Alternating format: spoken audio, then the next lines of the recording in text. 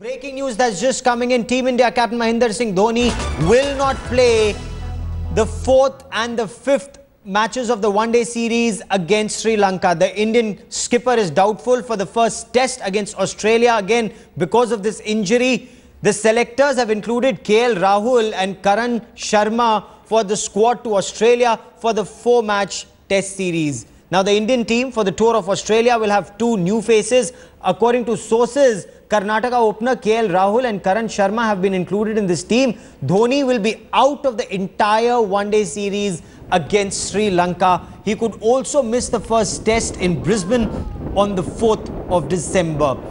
Virat Kohli will lead the team in the last 2 one-day matches to be played in Kolkata and Ranchi. Rasesh Mandani joins us with the latest. Rasesh, what more are your sources telling you about Dhoni's condition? Gaurav, there was uncertainty about the selection for the team when it was to be announced a few days back. It was basically the selectors buying more time to check Dhoni's injury status. We are told it's a problem with his right forearm, the reason for which he will not be leading the team. Initially, the plan was because the 5th one day against Sri Lanka would be held in Ranchi, his hometown, Dhoni would lead. But now, following his injury situation, he's obviously not going to be playing in the 4th and 5th one day. Interestingly, Virat Kohli was also part of the selection committee meeting today, and that gave us a sense that something could be wrong. And we are told by sources in the selection committee that Virat Kohli would lead the Indian team in the first test match at Brisbane against Australia. If Dhoni is not fit by then, it's unlikely that he could be fit by then. And then, of course, Dhoni's condition would be monitored and we'd know. But it's a crucial test series, as we know, and the first test match at least would be led by Virat in place of Dhoni. The transfer of Baton was supposed to happen at some stage, but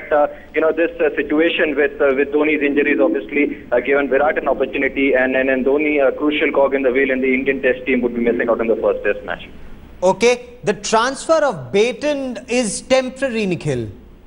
Absolutely, and I think Virat Kohli is doing a reasonable job, and we've heard this in the past that Mahendra Singh Dhoni has been thinking about probably hanging up his boots in one of the formats if he wants to prolong his career post the World Cup. I wouldn't be surprised that he probably bids adieu to the longer format in Test match cricket, and Virat Kohli then, of course, now getting groomed, might take over the reins from Mahendra Singh Dhoni in the longer format. But I think Mahendra Singh Dhoni, come the shorter version, he's a master. I think he's still got a lot of cricket left in him to excite us all and entertain us all for a long period of time.